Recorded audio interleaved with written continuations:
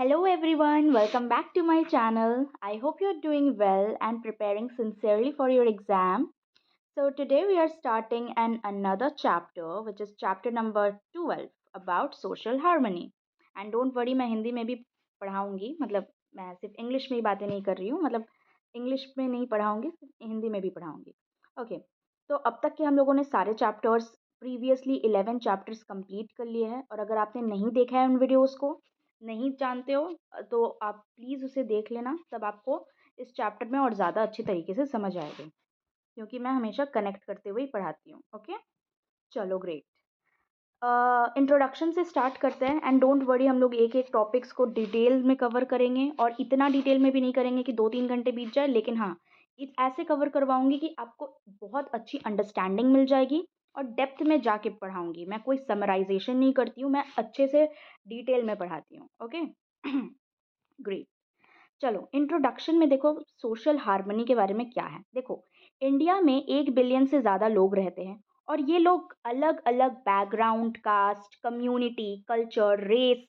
Language और gender से आते हैं तो बेसिकली इंडिया एक बहुत ही ज़्यादा डाइवर्स कंट्री है आई एम श्योर आप इस बारे में अवेयर होंगे तो इस पैराग्राफ में हम लोग बात कर रहे हैं कि ह्यूमंस के बारे में बेसिकली हम लोग जनरली ह्यूमंस के बारे में बात करते हैं ह्यूमंस को सभी क्रिएचर में सबसे ज़्यादा इंटेलिजेंट और स्किल माना जाता है और कई इंडियन एपिक्स जैसे कि रामायण महाभारत ये कहती है कि ह्यूमंस को भगवान ने स्पेशल एबिलिटीज़ के साथ क्रिएट किया है ऑलमोस्ट भगवान जैसा ओके मतलब ह्यूमंस ग्रो कर सकते हैं इम्प्रूव कर सकते हैं और बहुत बड़ी अचीवमेंट पर जा सकते हैं ओके तो इन एबिलिटीज़ के वजह से ह्यूमंस हमेशा ट्राई करते हैं अपने आप को इम्प्रूव करने की अपने आसपास के वर्ल्ड या एनवायरनमेंट को इम्प्रूव करने की और डेवलपमेंट के हायर लेवल तक पहुंचने की जैसे कि बेटर टेक्नोलॉजी बेटर लाइफस्टाइल यही सब लेकिन और यही इम्पोर्टेंट पार्ट है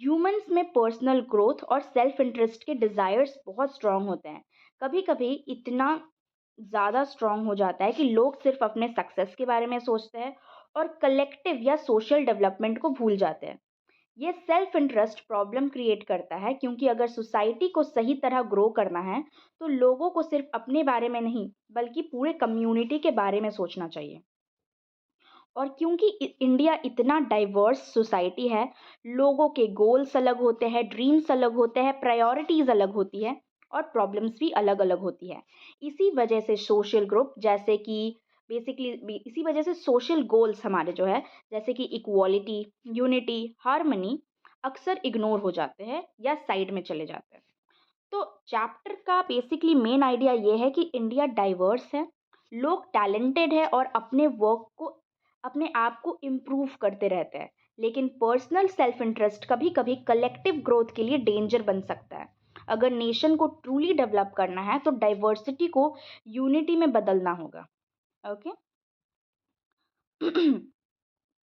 अब देखो ट्रू मीनिंग ऑफ हार्मनी समझो ये असली मतलब क्या होता है हार्मनी का देखो आपके बुक में कहा है कि यूनिवर्स में सारी जो फोर्सेस होती है कुछ दिखती है और कुछ नहीं दिखती है कुछ मैनिफेस्ट होती है कुछ नहीं होती है बेसिकली कभी कभी ये फोर्स एक दूसरे से टकराती है या डिस्टरबेंस क्रिएट करती है लेकिन जब ये डिस्टरबेंस शांत हो जाती है तब हार्मनी मिलती है तो ये आपके बुक में दिया है अब मैं इसे सिंपल वर्ड्स में आपको समझाती हूँ नेचर में हार्मनी का मतलब है कि सारे नेचुरल फोर्स यानी कि हवा पानी सन ग्रेविटी एनर्जी इकोसिस्टम सब बैलेंस में रहे और एक दूसरे को डिस्टर्ब ना करें तो बेसिकली यहाँ आपका सत्वा राजास एंड तामस का एग्जाम्पल है सत्वा का मतलब होता है कामनेस प्योरिटी नॉलेज राजास का मतलब होता है एक्शन पैशन या मूवमेंट और तामस का मतलब होता है लेजीनेस कंफ्यूजन एंड डार्कनेस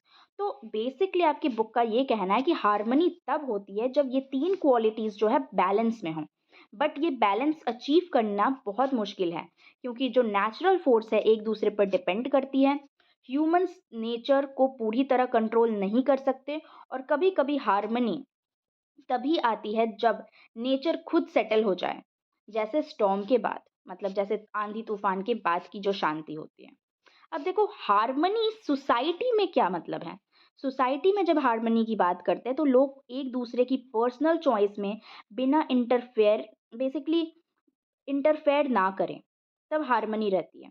एक दूसरे की बाउंड्रीज को रिस्पेक्ट करें। हार्मनी इज बेसिकली पीस, शांति। ओके, ऐसे एक्शन ना करें जो कॉन्फ्लिक्ट या टेंशन क्रिएट करें। सिर्फ पर्सनल बेनिफिट के लिए नहीं, कलेक्टिव गुड्स के बारे में भी सोचना पड़े। तो बेसिकली हार्मनी जब सोसाइटी में बात करते हैं तो लोग अपना काम करें, डिफरेंसेस को रिस्पेक्ट करें और फाइट्स अवॉइड करें। तो यही होती है हार्मनी का रियल मतलब। तो देखो, ये जब हम लोग डिफरेंसेस को रिस्पेक्ट करते हैं, अपना काम से काम रखते हैं, अपने काम से मतलब रखते हैं, किसी को बिना मतलब कि फाइट में अवॉइड इन्वॉल्व नहीं करते हैं, तो बेसिकली ये होती है कलेक्टिव कॉन्शियसनेस। ओके, यानी कि लोग एक साथ रहने का कॉमन अंडरस्टैंडिंग डेवलप करते हैं। अब देखो, हार्मनी जो है ना ह्यूमन बॉडी एंड माइंड में भी होनी चाहिए, ऐसा आपकी बुक कहती है। तो बेसिकली बॉडी एनवायरनमेंट के साथ बैलेंस में हो, इनर थॉट्स लाइफस्टाइल से मैच हो, माइंड मेंटली काम हो और बॉडी फिजिकली हेल्दी। तो ये कैसे मिलता है? ये मिलता है मेडिटेशन के थ्रू, पॉजिटिव थिंकिंग के थ्रू, हेल्दी हैबिट्स के थ्रू और रेगुलर एक्सरसाइज के थ्रू। तो हार्मनी सिर्फ और सिर्फ नेचर, सोसाइटी के अलावा हमारे बॉडी में भी होती है। तो शॉर्ट में, जब माइंड में, बॉडी में और सराउंडिंग जब सिंक हो, मतलब माइंड में भी हार्मनी है, बॉडी में भी है, सराउंडिंग में भी है, तो ये होती है ट्रू हार्मनी। और हार्मनी का एक सोशल बिहेवियर भी होता है। इसका मतलब होता है लोग अपनी एक्सट्रीम डिज़ायर्स को कंट्रोल करें, अपने रिलीजन, कास्ट या पर्सनल बिलीव्स को ज़बरदस्ती दूसरों पर फोर्स ना करें और पीसफुल रिलेशनशिप मेंटेन करें ह्यूमंस, एनिमल और नेचर के साथ। तो अगर सुपर सिंपल में कहूँ तो हार्मनी मेरी ही बात सही है वाला एटीट्यूड अवॉइड करने में है। ओके, चलो। अब देखो, हार्मनी का है मतलब कि हार्मनी एक और चीज़ है, यूनिटी इन डाइवर्सिटी। एक बहुत फेमस डेफिनेशन है, जहाँ डाइवर्सिटी नहीं होती वहाँ हार्मनी नहीं होती। और जहाँ डाइवर्सिटी का कोई ऑर्डर नहीं होता वहाँ भी हार्मनी नहीं होती है। मतलब यह है कि हार्मनी तब होती है जब डिफरेंट लोग डिफरेंट तरह की चीज़ें एक साथ स्मूथली वर्क करें। ओके, जैसे सॉन्ग में डिफरेंट इंस्ट्रूमेंट्स होते हैं और जब साथ बजते हैं तो अच्छा लगता है ना, तो दैट इज हार्मनी। ओके, मतलब वैरायटी हो, डिफरेंसेस हो, लेकिन साथ में मिलके उन डिफरेंसेस के साथ भी रहना आता हो। ओके, अब देखो, एक फिलोसफिकल व्यू भी है हार्मनी का। वो है, टेक्स्ट कहता है कि आपकी बुक में लिखा है, हार्मनी जो है यूनिवर्स का एक बेसिक स्ट्रक्चर है। ये रैशनल, लॉजिकल, मैथमेटिकल पैटर्न्स को फॉलो करती है और नेचर के सारे सिस्टम हार्मनी दिखाते हैं। प्लैनेट्स रोटेट करते हैं, फ्लावर्स ब्लूम होते हैं, सीजन्स चेंज होते हैं। तो इसका सिंपल मतलब होता है हार्मनी जो है यूनिवर्स का नेचुरल ऑर्डर है, जैसे एक परफेक्ट डिज़ाइन की तरह। ओके, तो मैंने आपको ट्रू हार्मनी में अब तक क्या क्या बताया?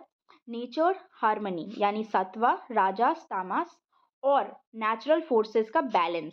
सोसाइटल हार्मनी यानी कि रिस्पेक्ट करना डिफरेंसेस को और अननेसेसरी कॉन्फ्लिक्ट्स नहीं करना। माइंड प्लस बॉडी की हार्मनी, काम माइंड रहेगा, healthy habits and balanced living. और सोशल बिहेवियर क्या होता है? पर्सनल एंड रिलीजियस थॉट्स को किसी और पर फोर्स नहीं करना। और बेसिकली हार्मनी का एक ब्रॉडर मीनिंग होता है यूनिटी एंड डाइवर्सिटी। ओके, चलो। ओके, ये वाला जो टॉपिक है ना, थोड़ा सा आपको कॉम्प्लिकेटेड लग सकता है बिकॉज ऑफ द एग्जाम्पल्स जो आपकी बुक में, मतलब वर्ड्स जिस तरीके के यूज़ है ना, इसके वजह से।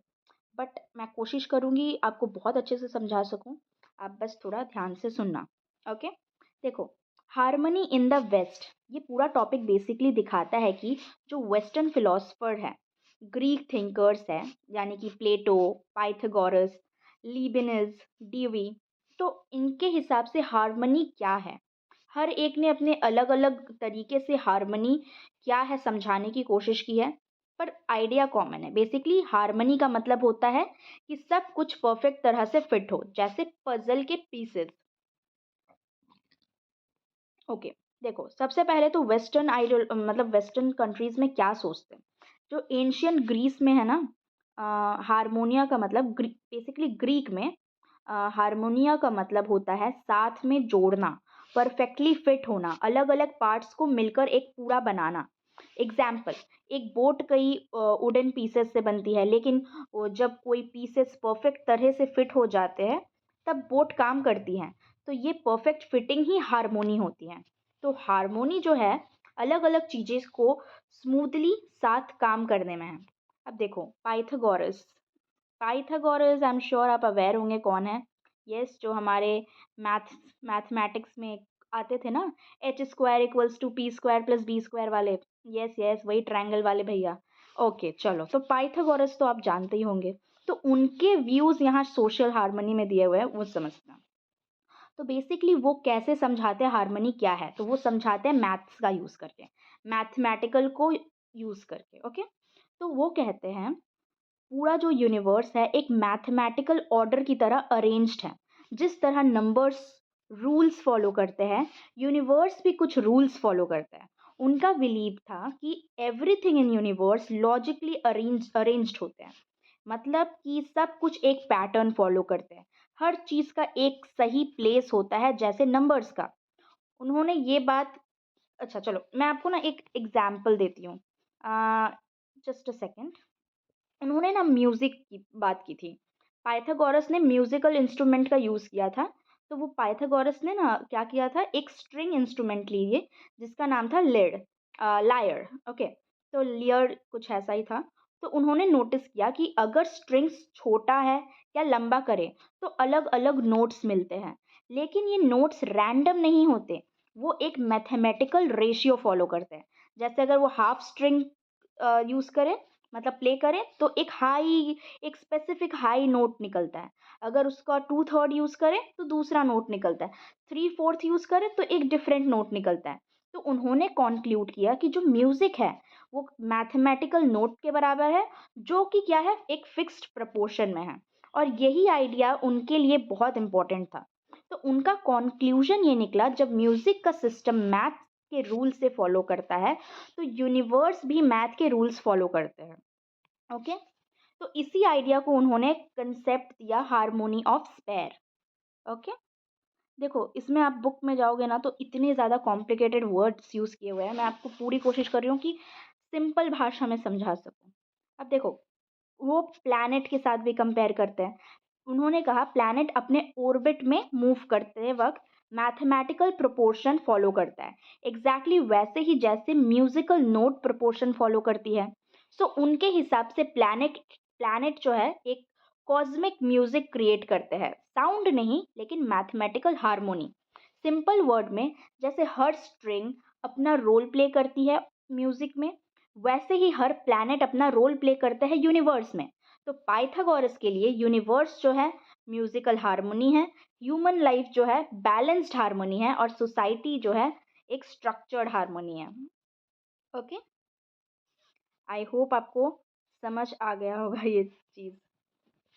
अब देखो, बेसिकली हार्मनी उन्होंने इनसाइड ह्यूमन क्या बताई थी। पाइथागोरस प्लैनेट पर रुके नहीं थे, ह्यूमंस के बारे में भी बताया था। वो मानते थे जैसे हमारी बॉडीज़ जो है, आपकी बॉडी और सोल भी वैसे ही है, हार्मोनियस होने चाहिए जैसे यूनिवर्स होता है। फॉर एग्जांपल, अगर आपकी हेल्दी लाइफ है तो आपकी बॉडी और सोल का हार्मोनी होगा। गुड सोसाइटी में हो तो लोगों के बीच हार्मोनी होगी। यूनिवर्स में अगर हार्मोनी है तो प्लैनेट्स के बीच हार्मोनी होगी। तो बस यही चीज़ मैं आपको समझाने की कोशिश कर रही थी। तो अब चलो पाइथागोरस को ख़त्म करते हैं और प्लेटो के व्यू पे आते हैं। आई होप आपको पाइथागोरस में अब थोड़ा भी बेसिकली अब डाउट नहीं होगा। चलो, प्लेटो के व्यूज़ क्या थे। सबसे पहले तो प्लेटो ने पाइथागोरस को बहुत एडमायर किया था। उनके बिलीव था कि लाइफ के डीपर ट्रूथ को समझने के लिए लोगों को पढ़ना चाहिए। क्या पढ़ना चाहिए? Mathematics, geometry, harmonics and astronomy. Okay, तो ये सब्जेक्ट क्या करते हैं, माइंड को ट्रेन करते हैं कि ताकि जो केओस के पीछे जो है ऑर्डर देखें। केओस यानी जो आपके डिसरप्शंस होते हैं उनकी बात कर रहे हैं। तो प्लेटो कहते हैं ना कि यूनिवर्स जो है लॉजिकली स्ट्रक्चर्ड है, सब कुछ का मैथमेटिक्स बेस होता है। अपोजिट जैसे कि हॉट कोल्ड गुड बैड को प्रॉपर प्रपोर्शन या नंबर देकर हारमोनियस बनाया जा सकता है। तो प्लेटो के हिसाब से हारमोनी का जो है हार्मोनी उनके लिए अपोजिट साइड्स को बैलेंस करना होता है। ओके, चलो नेक्स्ट है आपके Leibniz. So basically Gottfried Wilhelm Leibniz क्या कहते हैं, तो उन्होंने एक टोटली डिफरेंट पर इंटरेस्टिंग आइडिया दिया। उनका बिलीव था कि यूनिवर्स की हर चीज़ अपने आप एक्ट करती है, पर फिर भी सब कुछ परफेक्टली फिट हो रहा है क्योंकि गॉड ने सब पहले से ही एक परफेक्ट क्लॉक की तरह प्लान किया है। उन्होंने रियलिटी की बिल्डिंग ब्लॉक्स को मोनार्ट कहा। देखो मोनार्ट्स क्या है, एक दूसरे के साथ इंटरैक्ट नहीं करते पर बेसिकली मैं आपको समझाती हूँ। Just give me a second, मैं अपने नोट्स थोड़े ऑर्गेनाइज कर लूँ। ओके, तो देखो लेबिनिज क्या कहते हैं ना कि ये कंसेप्ट सुनने में थोड़ा कॉम्प्लेक्स लगेगा आपको, पर बहुत सिंपल है। ओके, सोचो दो क्लॉक्स के बारे में जो एक ही वॉल पर लगी है। दोनों कनेक्टेड नहीं है, पर दोनों टाइम क्या दिखा रहा है, सेम दिखा रहा है। क्यों दिखा रहा है? क्योंकि उन्हें पहले से ही किसी ने परफेक्टली सेट कर दिया है। तो लेबिनिज के अकॉर्डिंग यूनिवर्स इसी तरह वर्क करता है। रियलिटी छोटे यूनिट से बनी होती है और जिसे वो मोनार्ट कहते हैं, मोनार्ट्स। ओके, तो ये मोनार्ट्स एक दूसरे के साथ इंटरैक्ट नहीं करते, लेकिन सब एक परफेक्ट टाइमिंग में काम करते हैं क्योंकि गॉड ने उनको पहले से ही सिंक कर दिया है। इसीलिए हम सोचते हैं माइंड ने बॉडी को मूव कराया, पर एक्चुअली दोनों एक्शन पहले से ही सिंक थे। सो हार्मनी का मतलब उनके लिए था perfect synchronization, not direct interaction, जो कि पहले से ही किसने सेट कर दी है और वो गॉड पे बिलीव करते थे। ओके, अब देखो डीवी ने क्या कहा है हार्मोनी को लेकर। तो उन्होंने कहा है कि सोसाइटी जो है कोई सेपरेट चीज़ नहीं है। सोसाइटी में कौन है? इंडिविजुअल है और उनके साथ साथ उनके रिलेशनशिप्स हैं। तो हार्मनी का मतलब सबका सेम नहीं होता। तो डीवी के अकॉर्डिंग रियल हार्मनी तब होती है जब डिफरेंसेस हो, डाइवर्सिटी हो, टेंशन हो, कॉन्फ्लिक्ट्स हो और एडजस्टमेंट हो। जैसे म्यूजिक कभी एक ही नोट पे नहीं चलते, उसमें high low rhythm, high volume, vibration होते रहते हैं। वैसे ही सोशल हार्मनी जो है डायनामिक होती है और कंटिन्यूअसली चेंज होते रहती है। तो लोगों को कॉपरेशन, कम्युनिकेशन और शेयर्ड गोल से हार्मनी क्रिएट करनी चाहिए। ओके, और यही था हमारे वेस्ट के 4 मेन थिंकर्स, जिसमें हम लोगों ने Pythagoras, Plato and Leibniz and Dewey के बारे में पढ़ा। तो ग्रीक में हार्मनी का मतलब होता है parts of perfect fitting. Pythagoras के हिसाब से यूनिवर्स जो है मैथमेटिकल हार्मनी, जैसे कि म्यूजिक पे चलती है। प्लेटो के हिसाब से बैलेंस होना चाहिए अपोजिट आइडियाज में, जो कि लॉजिकल प्रोपोर्शन में होता है। और लीबनीज जो है हार्मोनी प्ली प्लान्ड होती है, यूनिवर्स सिंक्ड होती है क्लॉक्स की तरह, जैसे कि उन्होंने डिवाइन गॉड को कहा। डीवी ने कहा सोशल हार्मनी डायनामिक होती है और लोग इंटरेक्शन से क्रिएट करते हैं। ओके, आई होप आपको ये टॉपिक समझ आ गया होगा। अगर आपको थोड़ा भी डाउट हो ना तो आप इसे एक और बार सुन लेना, ये थोड़ा सा कॉम्प्लिकेटेड था ये, क्योंकि बहुत सारे मैथमेटिकल्स फॉर्म्स यूज़ हुए थे। फिर भी मैंने पूरी कोशिश की। अगर फिर भी डाउट हो जाए तो आप इसे दोबारा से सुन लेना, आपको समझ आ जाएगा। ओके, चलो, तो नेक्स्ट टॉपिक है क्लासिफिकेशन ऑफ हार्मनी के बारे में। तो ये टॉपिक हमें बताता है कि अलग अलग कल्चर्स में हार्मनी को कैसे समझते हैं। तो सबसे पहले एशियन फैमिलीज। तो जो एशियन फैमिलीज है, जो एशिया में रहते हैं, वो लोग पीस, टुगेदरनेस और कॉन्फ्लिक्ट्स को अवॉइड करना प्रेफर करते हैं। फैमिली सबसे पहले आती है। लोग ग्रुप्स के लिए अच्छा क्या है, मतलब उस पर फोकस करते हैं, सिर्फ खुद पर नहीं। ज़्यादा लोगों के लिए क्या है, बेसिकली ये कलेक्टिव ओरिएंटेशन होता है।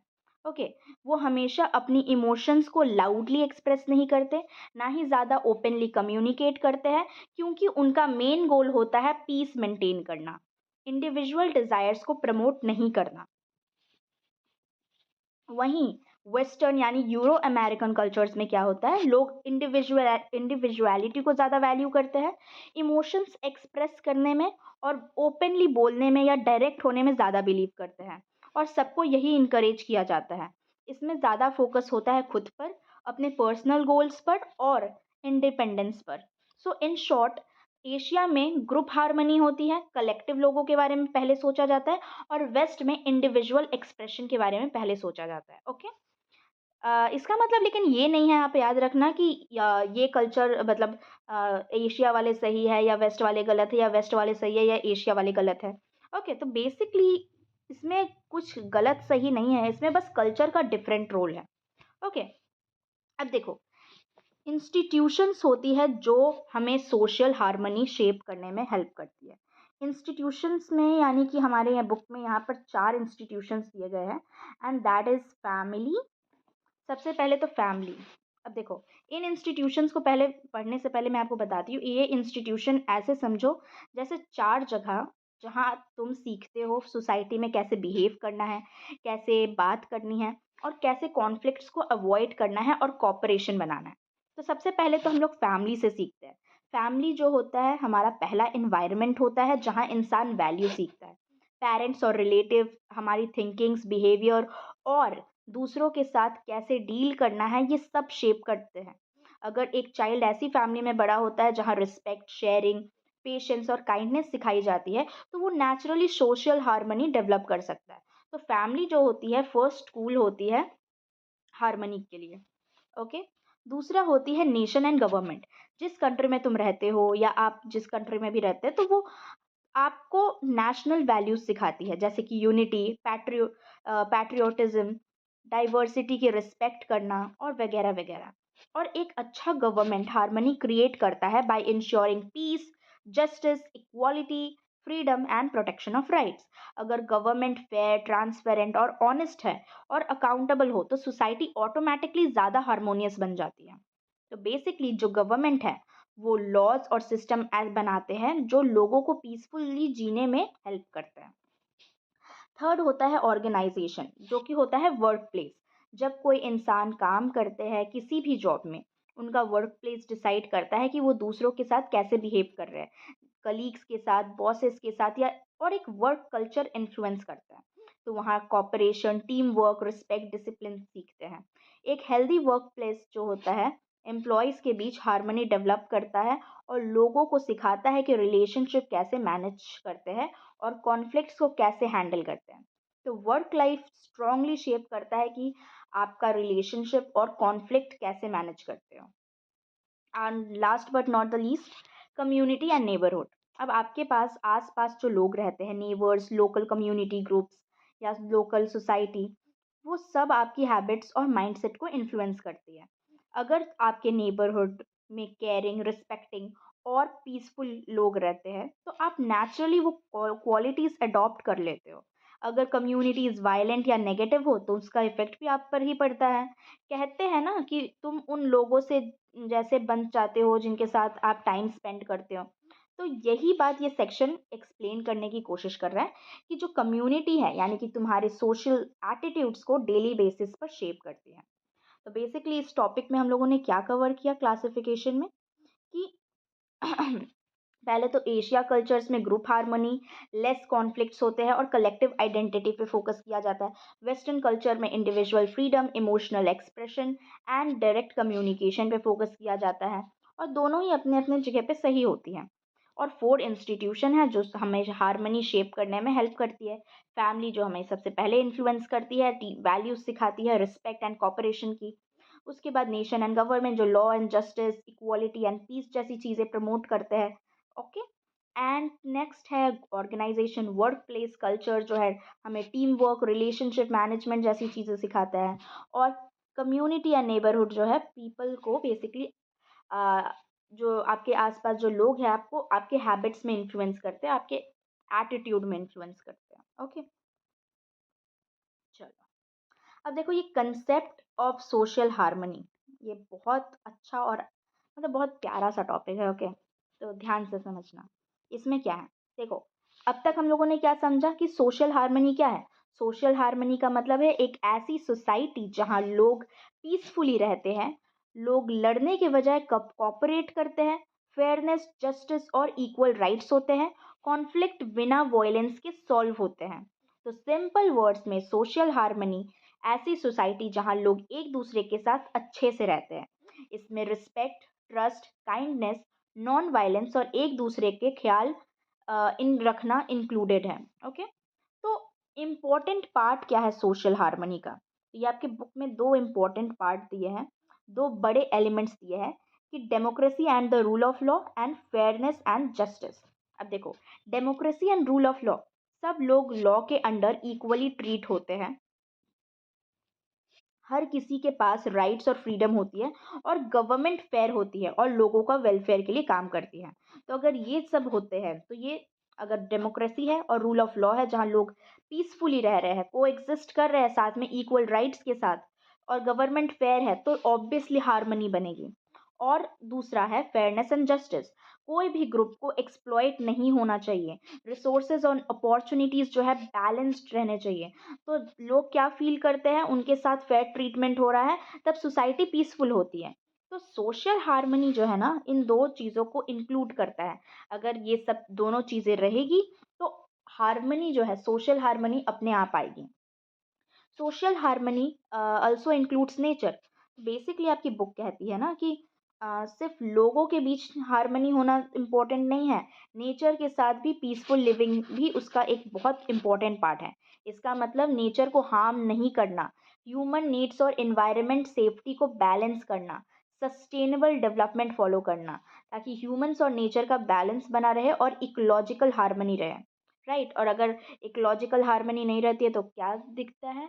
बहुत सारे environmental issues like climate change, ozone layer depletion, ये आपने बहुत बार पढ़ा है, डिफॉरेस्टेशन, राइट। ओके, अब देखो, ये सोशल हार्मनी का कंसेप्ट आया कहाँ से? तो इसका ओरिजिन होता है एंशियंट चाइना से, यानी कि ओल्ड चाइना। तो सोशल हार्मनी का जो कंसेप्ट है ना, बहुत पुराना है। ये आइडिया एंशियंट चाइना से आया है, कन्फ्यूशियस की फिलॉसफी से। जहाँ वो बिलीव करता है, कन्फ्यूशियस इज लाइक शायद इंसान, तो वहाँ वो बिलीव करता है कि जो स्टेबल सोसाइटी है, रिलेशनशिप के रिस्पेक्ट से बनती है। रिलेशनशिप के रिस्पेक्ट से क्या बनती है? स्टेबल सोसाइटी, सोसाइटी स्टेबल रहती है। तो लीडर्स को मॉरली एक्ट करना चाहिए, लोग सिर्फ अपने लिए नहीं, कम्युनिटी के लिए भी केयर करें। तो और मॉडर्न टाइम्स में चाइनीज लीडर ने इस आइडिया को फिर से रिवाइव करने की कोशिश की ताकि सोसाइटी को इम्प्रूव किया जा सके। ओके, तो मॉडर्न चाइना में सोशल हार्मनी का कंसेप्ट कहाँ से आया? तो देखो, 2000 में हु जिनटाओ, ओके, 2000 में हु जिनटाओ, एक चाइनीज लीडर ने हारमोनियस सोसाइटी को अपने आइडिया में इंक्लूड किया।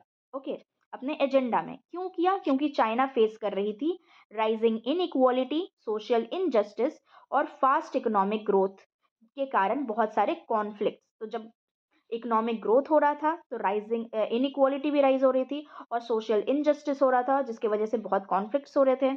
इसीलिए उन्होंने बोला कि चाइना को सिर्फ डेवलपमेंट और मनी पे फोकस नहीं करना चाहिए, बल्कि fairness, social equality, balanced growth, cooperation पर भी फोकस करना चाहिए। ओके, तो बाद में उन्होंने इस हारमोनियस वर्ल्ड को, बेसिकली हारमोनियस वर्ल्ड तक एक्सटेंड किया, मतलब ग्लोबल पीस और कॉपरेशन तक। उनके बाद देखो, मैं आपको इम्पोर्टेंट पॉइंट बता रही हूँ। तो फिर उनके बाद आती है शी जिनपिंग। शी जिनपिंग ने आइडिया पर काम करना यूज़ किया क्योंकि उनका फोकस ज़्यादा चाइनीज़ ड्रीम पर था। ओके, अब देखो, अब सोशल हार्मनी जनरल में क्या होती है? सोशल हार्मनी का जनरल में मतलब होता है love, trust, respect, tolerance, peace, equality, cooperation, kindness promote करना। ये सब हर किसी के लिए शो करना, चाहे वो किसी भी जेंडर, रेस, एज, इनकम या बैकग्राउंड का क्यों ना हो। ये एक हेल्दी सोसाइटी का बेसिक हार्ट है। इसमें यूनिवर्सल वैल्यूज इंक्लूडेड होता है, जैसे कि justice, equality, brotherhood, freedom, non violence and humanism. So basically ये है ईस्टर्न एंड वेस्टर्न दोनों कल्चर के लिए इम्पोर्टेंट। कौन कौन से वैल्यूज़? जैसे कि जस्टिस, इक्वालिटी, ब्रदरहुड, फ्रीडम, ये सारे वैल्यूज़, ये चाहे कोई भी सोसाइटी हो, सबके लिए वो इक्वली इम्पोर्टेंस होती है। राइट, अब देखो, हमें सोशल हार्मनी की ज़रूरत ही क्या है? क्योंकि हार्मनी के बिना सोसाइटी डिवाइड हो जाती है, कॉन्फ्लिक्ट्स बढ़ते हैं, डेवलपमेंट स्लो हो जाता है, ट्रस्ट खत्म हो जाता है। लेकिन हार्मनी के साथ लोग एक दूसरे को सपोर्ट करते हैं, स्टेबिलिटी आती है, पीस जो है लॉन्ग लास्टिंग हो जाती है, और चिल्ड्रन सेफ एनवायरनमेंट में ग्रो करते हैं, और जो कम्युनिटीज है वो स्ट्रांग बनती हैं। ओके। और यही आपका बुक जो है ना एक एंड करता है एक कॉन्क्लूजन से, एक सैड लेकिन रियलिटी चेक देता है कि ह्यूमंस आसानी से फाइट, जेलेसी, ईगो और कॉन्फ्लिक्ट में गिर जाते हैं, जिससे हार्मोनी ब्रेक होती है। रियल हार्मनी अचीव करने के लिए लोगों को बहुत ज़्यादा क्वारल करना पड़ता है, दूसरों की हैप्पीनेस को भी ध्यान रखना होगा, हर्ट करने से पहले सोचना होगा, एम्पैथी और टॉलरेंस प्रैक्टिस करनी होगी। लेकिन रियलिटी में ये काफ़ी मुश्किल है। फिर भी हार्मोनी का जो आइडिया है वो इम्पोर्टेंट है, क्योंकि ये डायरेक्शन दिखाता है सोसाइटी को किस तरफ मूव करना चाहिए। ओके, चलो। अगर मैं रिकॉल करवाऊँ आपको कि इस टॉपिक में हम लोगों ने क्या कहा, क्या पढ़ा, तो देखो, लोग पीसफुली रहते हैं, कोऑपरेट करते हैं और एक दूसरे को फेयरली ट्रीट करते हैं, तो वही होता है सोशल हार्मनी का रियल मतलब। इसके दो की एलिमेंट्स हैं, democracy and rule of law, and justice and equality. लेकिन हमें नेचर के भी रिस्पेक्ट को ऐड करना चाहिए, जो और यूनिवर्सल वैल्यूज क्या क्या है, peace, love, tolerance and non violence. इसका ओरिजिन कहाँ से हुआ था, कॉन्फ्यूशियस से, जिन्होंने कहा कि स्टेबल सोसाइटी के लिए हमें रिलेशनशिप पे ध्यान देना चाहिए विथ लोगों के साथ, राइट। और मॉडर्न चाइना में हु जिनटाओ ने हारमोनियस सोसाइटी को वापस रिवाइव करने की कोशिश की, ताकि वो इनइक्वालिटी एंड कॉन्फ्लिक्ट को रिड्यूस कर सके। ओके, क्यों ज़रूरत थी, क्योंकि स्टेबल, पीसफुल, कोऑपरेटिव सोसाइटी बनाने के लिए। ओके, चलो। ओके, तो नेक्स्ट टॉपिक है how to understand social harmony. Okay, चलो, ये ज़्यादा बड़ा टॉपिक नहीं है, मैं एक्सप्लेन करती हूँ। देखो, ये सेक्शन हमें बताता है कि सोशल हार्मनी का मतलब क्या होता है और कैसे डिसाइड करें कि सोसाइटी हार्मोनियस है या नहीं। सोसाइटी को एक मशीन की तरह सोचो। अगर सारे पार्ट स्मूथली काम कर रहे हैं तो मशीन ठीक चलती है, तो बेसिकली हार्मनी है। अगर पार्ट्स टकराएंगे या जैम हो जाएगा तो मशीन टूट जाती है, यानी डिसहार्मनी है। ओके, तो सोशल हार्मनी का मतलब होता है एक ऐसी सोसाइटी जहाँ बैलेंस हो, चीज़ें सही से अलाइनमेंट हो और लोग एक दूसरे को सपोर्ट कर रहे हो, सोसाइटी जो है पॉजिटिवली ग्रो कर रही हो और कॉन्फ्लिक्ट, टेंशन या फाइट कम हो। लेकिन सबसे इम्पोर्टेंट है, सोशल हार्मनी का परफेक्ट या नथिंग नहीं होता, इसकी डिग्री होती है। ऐसा नहीं है कि सोसाइटी अगर चल रहा है सब तो सब कुछ हार्मनी में रहेगा, या कुछ नहीं चल रहा तो एकदम सब कुछ मतलब सब खत्म ही हो जाएगा, तो ये अलग अलग डिग्रीज में होते हैं।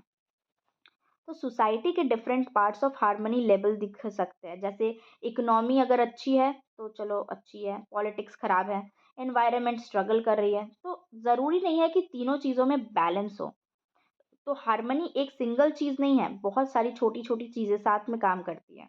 ओके, तो इसके कुछ की कंपोनेंट्स है जो आपके बुक में ऐड किया गया है, जो कि है बैलेंस बनाना।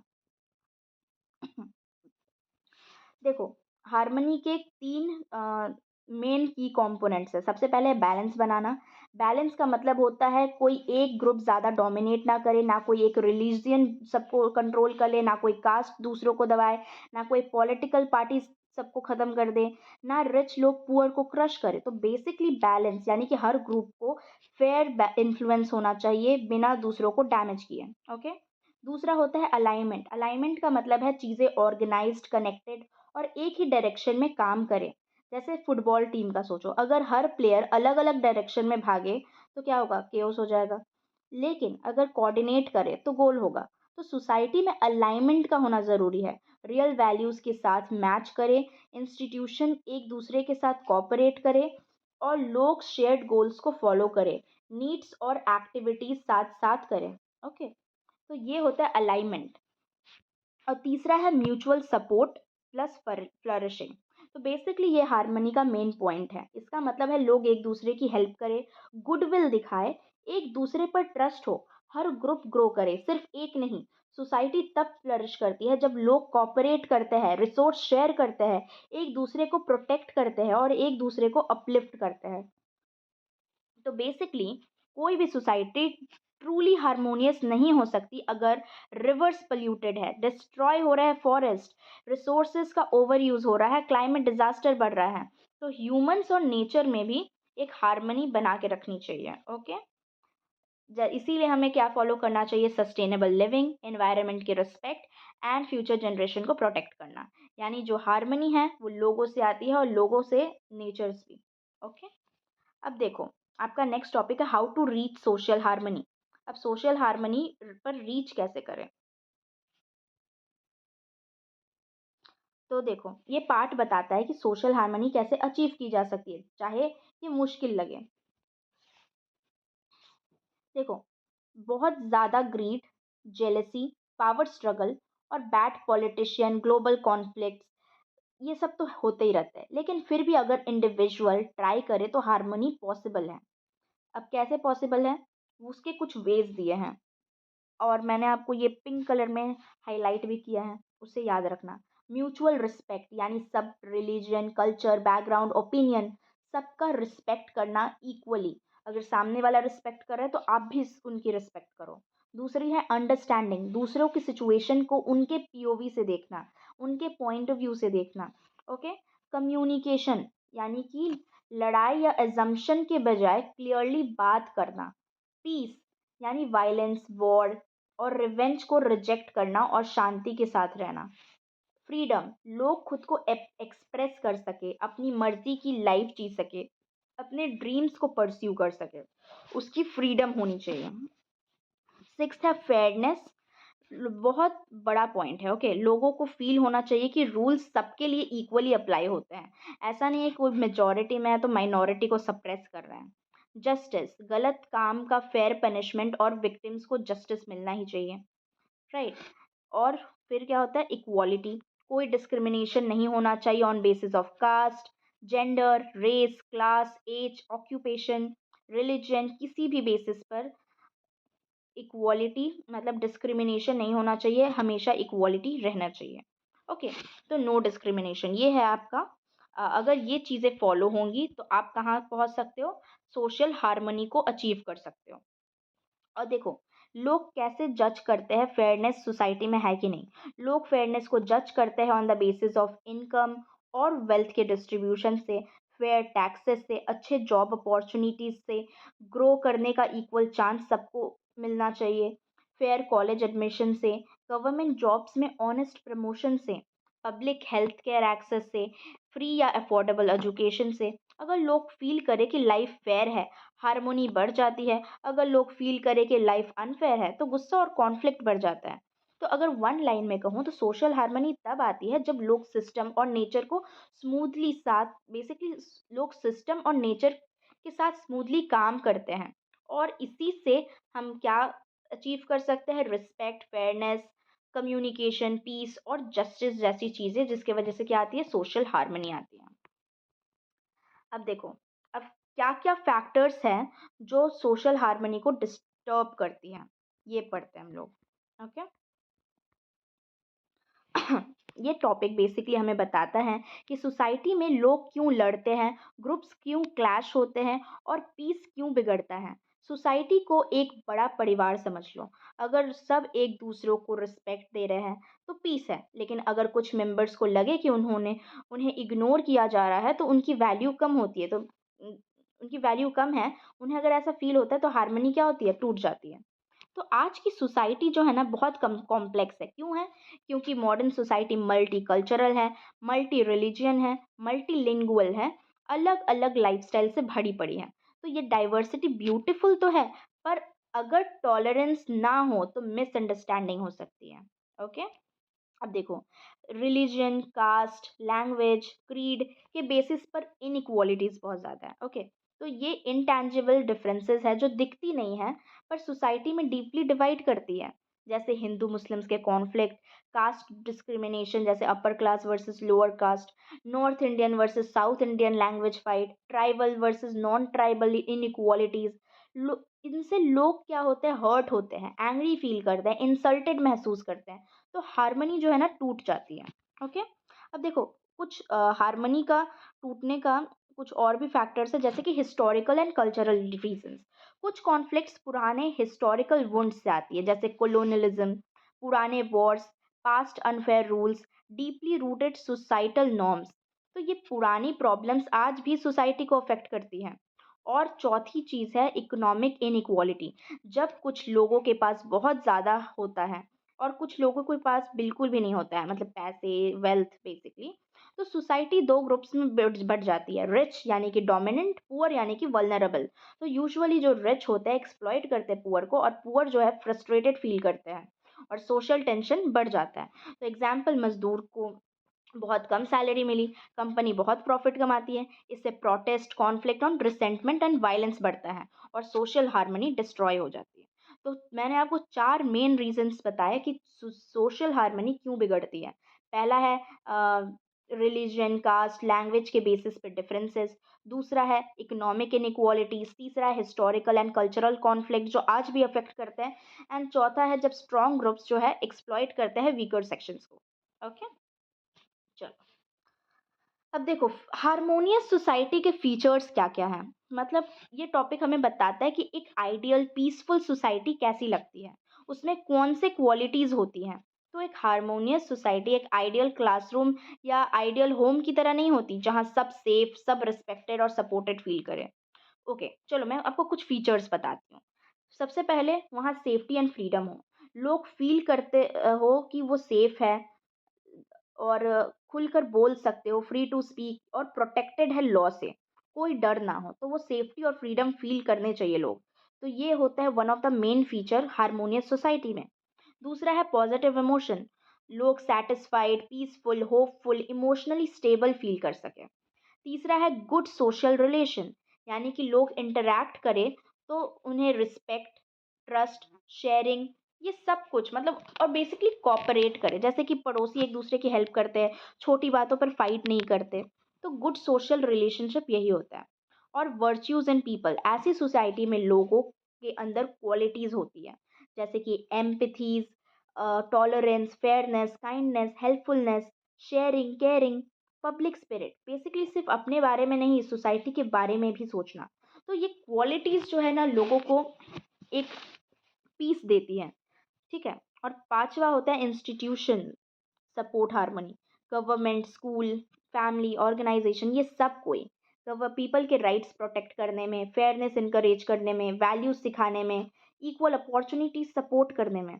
तो ये सब क्या करती है, एक हारमोनियस सोसाइटी के फीचर्स होते हैं। ओके, अब हारमोनी को ना सुप्रीम वैल्यू की तरह देखना चाहिए। लोग पीस को टॉप प्रायोरिटी मानते हैं। वो वैल्यू करते हैं equality, justice, love, cooperation and non violence. और ये जो हर कल्चर का पार्ट बन जाती है, और ये जो होती है हर हारमोनियस सोसाइटी का पार्ट है। ओके, अब एक और चीज़ बताऊंगी, टू टाइप्स की हार्मनी आपकी बुक में मेंशन है, and that is basic harmony which is negative harmony, and optimal harmony which is positive harmony. इसका मतलब क्या है? बेसिक हार्मनी का मतलब है कोई सीरियस फाइट नहीं, कोई बिग कॉन्फ्लिक्ट्स नहीं, बस सिंपल पीसफुल सर्वाइवल। और ऑप्टिमल हार्मनी यानी पॉजिटिव हार्मनी का मतलब है सिर्फ फाइट्स का एब्सेंस नहीं, बल्कि म्यूचुअल सपोर्ट, कॉपरेशन और शेयर्ड ग्रोथ और डीप ट्रस्ट। मतलब कॉपरेट भी लोग करते हैं, सपोर्ट करते हैं एक दूसरे को। सिर्फ कॉन्फ्लिक्ट का ना होना ही सिर्फ हार्मनी नहीं होता। ओके, और ऑप्टिमल लेवल जो हार्मनी होती है वह हाईएस्ट लेवल हार्मनी होती है। ओके, अब अगर मैं क्विकली आपको रिकॉल कराना चाहूँ कि हम लोगों ने अभी ये पूरे के पूरे टॉपिक में पढ़ा क्या, तो फैक्टर्स जो डिस्टर्ब करती है वो क्या है? Religion, caste, language differences, economic inequalities, historic conflicts, exploitation of weaker by the strong, right. और फीचर्स क्या क्या हो जाती है? देखो, सेफ्टी और फ्रीडम फील करने चाहिए लोग, respect and trust, cooperation and helpfulness feel करने चाहिए, values like empathy, fairness, kindness promote हो, और इंस्टीट्यूशन आपके राइट्स को प्रोटेक्ट करे, जैसे कि गवर्नमेंट, राइट। हार्मनी जो होती है टॉप वैल्यू होती है, और बेसिक हार्मनी में कॉन्फ्लिक्ट्स नहीं होते, और ऑप्टिमल हार्मनी में कॉन्फ्लिक्ट्स नहीं होने के साथ साथ डीप सपोर्ट होता है और ह्यूमन फ्लरिश फील करते हैं। ओके, चलो अब बस एक लास्ट टॉपिक बचा है। अब उसके बाद तो खत्म ही है, नहीं यार और भी है। Okay, great. I am so sorry अगर आपको ज़्यादा बोरिंग लग रहा होगा तो। आई होप आपको बोरिंग नहीं लग रहा होगा। मैं कोशिश करती हूँ कि वीडियो को ज़्यादा लंबा किए बिना ही आपको अच्छे से समझा सकूँ, लेकिन मतलब मैं समझाती हूँ तो हो जाता है यार, लंबा हो जाता है वीडियो। ओके, अब देखो प्रमोशन ऑफ सोशल हार्मनी क्या है। देखो सोशल हार्मनी का मतलब बेसिकली क्या होता है, लोग शांति के साथ में रहें, शांति के साथ रहें और एक दूसरे की रिस्पेक्ट करें, दूसरों की हेल्प करें और फाइट्स या डिस्क्रिमिनेशन ना करें। लेकिन ये हार्मनी अपने आप नहीं होती, इसके लिए एफर्ट्स चाहिए होते हैं और ये एफर्ट्स दो लेवल पे होते हैं। एक होते हैं इंस्टीट्यूशनल लेवल पर और एक होते हैं पर्सनल लेवल पर। इंस्टीट्यूशनल लेवल्स पे बड़े लेवल पे होते हैं, यानी कि गवर्नमेंट, फैमिली, कम्युनिटी, इसमें सब होते हैं। यहाँ देखो बड़े इंस्टीट्यूशन लेवल पे कौन कौन होते हैं, फैमिली, नेशन एंड गवर्नमेंट जो होती है, स्कूल्स, कम्युनिटी, ऑर्गेनाइजेशन, ये ऐसे काम करना चाहिए कि सोसाइटी में पीस, फेयरनेस, इक्वालिटी और रिस्पेक्ट बढ़े। तो देखो यहाँ पर आपका एक चार्ट दिया है इंस्टीट्यूशन, इंटरमीडिएट गोल, फाइनल्स गोल्स को लेकर, राइट। तो मैं आपको ये समझाती हूँ, पहले मैं आपको बेसिक समझा देती हूँ ताकि आपको कंसेप्ट समझ आ जाए। तो इन इंस्टीट्यूशन का क्या होता है, कुछ इमीडिएट गोल्स होते हैं जो उन्हें अचीव करने होते हैं और उसे अचीव करके वो फाइनल गोल्स तक ले जाते हैं ताकि कंप्लीट सोशल हार्मनी हो सके। ओके, हम लोग फिर से उस पर वापस आएंगे चार्ट पर, लेकिन अभी फिलहाल के लिए पर्सनल लेवल पे इंडिविजुअल लेवल पे, जैसे मैं, आप, सब कोई। तो ये बेसिकली बताता है कि हम अपने डेली लाइफ में क्या कर सकते हैं हार्मनी प्रमोट करने के लिए। और इसमें आपके बुक में टोटल 5 सिंपल सी चीज़ें दी है। तो देखो डेवलपिंग एम्पैथी, यानी एम्पैथी यानी दूसरों की फीलिंग को समझना, मतलब किसी को जज करने से पहले, किसी को हर्ट करने से पहले, कोई डिसीजन लेने से पहले सोचो कि अगर ये मेरे साथ होता तो मुझे कैसा लगता। अगर लोगों में एम्पैथी हो तो वायलेंस, क्राइम, करप्शन, डिस्क्रिमिनेशन सब कम हो जाता है, क्योंकि एम्पैथी जो है हार्मोनी की फाउंडेशन होती है। अब देखो सोशल ग्रुपिंग फॉर फ्रेंडशिप, ये मतलब है ग्रुप ज्वाइन किया करो, लोगों से बात करो, उन्हें जानो, उनके साथ काम करो। तो आपके एग्जाम्पल में बुक में दिया है कि मेंस एंड वुमेन्स क्लब होती है, चिल्ड्रंस फन सेंटर होते हैं, सोशल एक्टिविस्ट ग्रुप होते हैं, नेबरहुड क्लीन अप ग्रुप होते हैं, लोकल बिजनेस एसोसिएशन होते हैं। तो इनका गोल क्या होता है, इनका गोल होता है फ्रेंडशिप बनाना, गोल्स शेयर करना, एक दूसरे की हेल्प करना, क्राइसिस में साथ खड़े रहना। तो ह्यूमन कलेक्शन भी हार्मनी का एक पार्ट है। फिर है स्ट्रेंथनिंग म्यूचुअली, बेसिकली एक दूसरे को स्ट्रेंथन करना। हर पर्सन की स्ट्रेंथ एंड वीकनेसेस होती है, अकेले लिमिटेड है लेकिन जब बहुत लोग रहे तो पावरफुल है।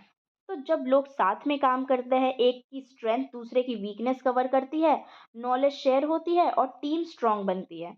ये लॉन्ग टर्म हार्मोनियस रिलेशनशिप बनता है। ओके, और होता है अक्वायरिंग अलाइज। अलाइज का मतलब है ट्रस्टेड सपोर्टिव लोग या ग्रुप, लोग जो केयर करे, हेल्प करे, नॉलेज शेयर करे। छोटे ग्रुप्स मिलके बड़े ग्रुप्स बन सकते हैं, ज़्यादा सपोर्ट आ सकता है, ज़्यादा प्रोटेक्शन मिल सकता है। लेकिन बुक्स वार्निंग भी देती है, अगर सोसाइटी पुअर या डेस्परेट लोगों को इग्नोर करे, वो एक दिन थ्रेट बन सकते हैं, क्योंकि उनके पास लूज करने के लिए कुछ भी नहीं होता, इसीलिए उन्हें भी इंक्लूड करो, सपोर्ट करो। एंड लास्ट है ब्रिजिंग द गैप। वर्ल्ड में दो पाथ्स होते हैं, क्रिएशन जो कि होती है पॉजिटिव पीस एंड ग्रोथ की, डिस्ट्रक्शन होती है नेगेटिव कॉन्फ्लिक्ट्स एंड ग्रीड की। तो हार्मनी प्रमोट करने के लिए क्रिएशन के पाथ को चूज करो, दूसरों की सर्विस करो, उनकी चॉइसेस रिस्पेक्ट करो, यूनिटी प्रमोट करो। जब हम क्रिएशन की तरफ बढ़ते हैं तो यूनिवर्स भी हार्मोनी की तरफ रिस्पॉन्ड करते हैं। ओके, चलो अब टेबल पे ज़रा वापस आते हैं। इंस्टीट्यूशन क्या हुए, जहाँ हार्मनी प्रमोट होती है, जैसे कि family, nation, government, organisation, community या नेबरहुड। ये मेन जगह है जहाँ हार्मनी बिल्ड होती है। इंटर इंटरमीडिएट गोल्स क्या होते हैं, मतलब हार्मनी कैसे प्रमोट करनी है। फैमिली को फोकस करना है कॉपरेशन पर, किड्स पर, एल्डर्स की केयर पर, तब क्या हो जाएंगे डिवोर्स रेट्स कम होने पर। जेंडर इक्वालिटी के, बेसिकली घर के अंदर और बाहर, बेसिकली दोनों, हेल्दी हाउस होल्ड एनवायरनमेंट पर। अब देखो नेशन एंड गवर्नमेंट किस पे फोकस करें, पीस पर, फ्रीडम पर, जस्टिस पर, इक्वालिटी पर। ह्यूमन राइट्स पर, ट्रांसपेरेंसी पर, करप्शन पर नहीं। ओके, तो ट्रांसपेरेंसी रहेगी तो करप्शन नहीं रहेगा। ऑर्गेनाइजेशन जैसे कि वर्क प्लेस को कैसे फोकस करना चाहिए, फेयर प्रॉपर्टी डिस्ट्रीब्यूशन पर, बिजनेस प्लस कम्युनिटी लिंक पर, नो लॉन्ग टर्म डेप्ट ट्रैप, मतलब डेप्ट ट्रैप ना हो, सेल्फ एम्प्लॉयमेंट अपॉर्चुनिटीज पर, रिस्क शेयरिंग सिस्टम पर, weekly holiday for rest, basically इन सब चीज़ों पर फोकस करनी चाहिए। और कम्युनिटी नेबरहुड कैसे फोकस कर सकते हैं, कम्युनिटी कोर्ट्स पर, लोकल जस्टिस पर, सिंपल लोकल जस्टिस, लोगों के लॉज की नॉलेज पर, ऑफेंडर्स को सोसाइटी में वापस लाना, एक दूसरे को प्रॉब्लम समझाना, मिलकर सॉल्व करना, तो ये सब फाइनल हार्मनी की तरफ स्टेप्स हैं। ओके, और फाइनल गोल्स एंड एंड गोल में क्या है, बेसिकली हम लोग अल्टीमेट रिजल्ट क्या चाहते हैं, वो है righteousness and harmony in all relationship, जिसमें वैल्यूज इंक्लूड होती है respect, love, empathy, justice, fairness, truth, forgiveness, hope, generosity, compassion, basically एक पावरफुल पीसफुल सोसाइटी का इंग्रेडिएंट्स है। अगर शॉर्ट में समझाऊं तो सोशल हार्मनी दो लेवल पे प्रमोट होती है, इंस्टीट्यूशन लेवल पे, जहाँ पर family, nation and government, organisation, community and neighbourhood, ये सब जो है मिलकर एक फाइनल गोल को अचीव करने की कोशिश करते हैं, जो कि क्या है, जस्टिस, इक्वालिटी, फ्रीडम, बेसिकली ये सब चीज़ें। और पर्सनल लेवल पे, इंडिविजुअल लेवल पे हम लोग क्या कर सकते हैं, एम्पैथी रखनी चाहिए, फ्रेंड्स ग्रुप्स बनाने चाहिए, एक दूसरे को सपोर्ट करना चाहिए, अलाइज बनाना चाहिए, एंड पॉजिटिव पाथ चूज करना चाहिए। ओके, ओके, चलो, गांधी ऑन सोशल हार्मनी, पूरा चैप्टर पढ़ लिया और गांधी जी अब तक आए नहीं थे, तो चलो भूल ही गई थी कि गांधी जी पर ही पूरा बुक है। तो चलो इस टॉपिक में हम लोग क्या पढ़ने वाले हैं, तो गांधी जी के लिए सोशल हार्मनी क्या थी, तो गांधी जी के लिए सोशल हार्मनी थी रियल स्वराज, असली फ्रीडम। गांधी जी मानते थे कि जब तक लोग एक दूसरे के साथ शांति से नहीं रहते, तब तक देश ट्रूली फ्री नहीं हो सकता। इसीलिए उन्होंने उनके लिए हार्मनी के लिए लड़ना उतना ही ज़रूरी था जितना ब्रिटिश रूल के खिलाफ लड़ना। गांधी जी ने ना सारे टाइप्स के कम्युनलिज्म्स को विरोध किया था। कम्युनलिज्म का मतलब क्या होता है, लोग रिलीजन के बेस पर लड़ते थे, हिंदू वर्सेस मुस्लिम, मुस्लिम वर्सेस सिख, एक्सेट्रा। तो गांधी जी कहते थे रिलीजियस वायलेंस गलत है, रिलीजन के नाम पर लोग डिवाइड होते हैं, लोगों को डिवाइड करना गलत है, और उन्होंने एक रिलीजन का कम्युनल हेट्रेट का विरोध किया। बेसिकली उन्होंने हर रिलीजन के कम्युनल हेट्रेट को विरोध किया। तो बेसिकली चाहे वो हिंदू कम्युनलिज्म हो या मुस्लिम या सिख का, सबका। तो उन्होंने 1942 में क्या कहा, इंसान को रिलीजन के नाम पर डिवाइड करना गलत है। इसका मतलब हिंदू और मुस्लिम को के अलग इंटरेस्ट नहीं, रिलीजन कभी लोगों को डिवाइड नहीं करना चाहिए, इंडिया यूनाइटेड रहना चाहिए। ओके, अब देखो, गांधी जी मानते थे कि सब रिलीजन इक्वल है। सबसे इम्पोर्टेंट पॉइंट यह है कि गांधी जी कहते थे कोई रिलीजन सुपीरियर नहीं है, कोई इन्फीरियर नहीं है, सब रिलीजन को इक्वल रिस्पेक्ट मिलना चाहिए। इसको समझाने के लिए उन्होंने सिर्फ हिंदुइज्म नहीं, बल्कि भगवद गीता, कुरान, बाइबल, बुद्धिज़्म की टीचिंग, जैन्स के स्क्रिप्चर्स सब पढ़कर उनमें से गुड वैल्यूज़ लिए। गांधी जी के रिलीजियस विजन क्या थे, अर्थ को एक हेवन बनाना। गांधी जी के अकॉर्डिंग सारे रिलीजन जो है लोगों को कुछ वैल्यूज सिखाती है, जैसे कि self control, sacrifice, harmony, peace, understanding. अगर सब रिलीजन के फॉलोअर्स ये वैल्यूज प्रैक्टिस करते हैं तो दुनिया एक हेवन बन सकती है, ना कि वायलेंस और ना हेट्रेड फैलता है। उनका बिलीफ ये था कि रिलीजियस कॉन्फ्लिक्ट्स रिलीजन की वजह से नहीं बल्कि मिसअंडरस्टैंडिंग की वजह से होते हैं। ओके, और गांधी जी ने इंटरफेथ डायलॉग प्रमोट किया। इंटरफेथ डायलॉग क्या होता है, अलग अलग रिलीजन के लोगों को बैठकर बात करना चाहिए, समझना चाहिए और रिस्पेक्ट करना चाहिए। उनका मानना था बात करने से मिसअंडरस्टैंडिंग दूर होती है, समझने की फाइट रुकती है, और ट्रस्ट और रिस्पेक्ट से यूनिटी बनती है। इनको उन्होंने यूनियन ऑफ हार्ट कहा। तो देखो, गांधी जी ने हिंदू मुस्लिम यूनिटी के लिए रियल में काम किया है, सिर्फ बोलकर नहीं, प्रैक्टिकल एक्शन में। जैसे कि खिलाफत मूवमेंट को सपोर्ट किया था उन्होंने। ये मूवमेंट मुस्लिम इश्यूज पर था, पर गांधी जी ने इसको सपोर्ट किया क्योंकि वो यूनिटी चाहते थे, हिंदू मुस्लिम को एक साथ आए, उनकी विशेष थी। इससे दोनों कम्युनिटीज़ के बीच स्ट्रॉन्ग बॉन्ड बना, टेम्पररी ही सही पर बना। फिर 1946-1947 के रियॉट्स में पीस के लिए काम किया। पार्टीशन के टाइम क्या थे, एक्सट्रीम वायलेंस हुई थी। गांधी जी पर्सनली गए नोखाली, बिहार, कलकत्ता, दिल्ली, ये सब जगह उन्होंने विलेजेस में चल के विक्टिम्स के साथ रहकर दोनों कम्युनिटीज से मिलकर वायलेंस रोकने की कोशिश की। उनका पीस वर्क लेजेंडरी माना जाता है। तो गांधी जी मानते थे कि इंडिया का फ्यूचर कम्युनल हार्मनी पर डिपेंड करता है। उनके अकॉर्डिंग हिंदू मुस्लिम यूनिटी के बिना इंडिया ग्रो नहीं कर सकती। कम्युनल हेट्रेड इंडिया को डिस्ट्रॉय कर सकता है और हार्मनी ही इंडिया को स्ट्रॉन्ग बनाएगी। तो उनके लिए हार्मनी ऑप्शनल नहीं, एसेंशियल था। ओके, अगर मैं समराइज करूँ पूरे के पूरे इस टॉपिक को, तो गांधी जी के लिए सोशल हार्मनी रियल फ्रीडम थी। उन्होंने हर टाइप के कम्युनलिज्म को अपोज किया और सब रिलीजन को इक्वल रिस्पेक्ट दिया और उनके स्क्रिप्चर्स पढ़कर उनकी गुड वैल्यूज़ ली। उन्होंने शांति, सैक्रिफाइस, हार्मोनी जैसे वैल्यूज़ प्रमोट किए। इंटरफेथ डायलॉग्स को हाँ, तो क्या बोल रही थी मैं? कहाँ चली गई?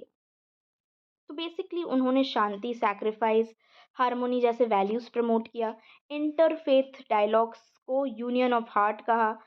हिंदू मुस्लिम यूनिटी के लिए खिलाफत मूवमेंट को सपोर्ट किया और 1946-47 के रियोट्स में पर्सनली जाके वायलेंस रोकने की कोशिश की।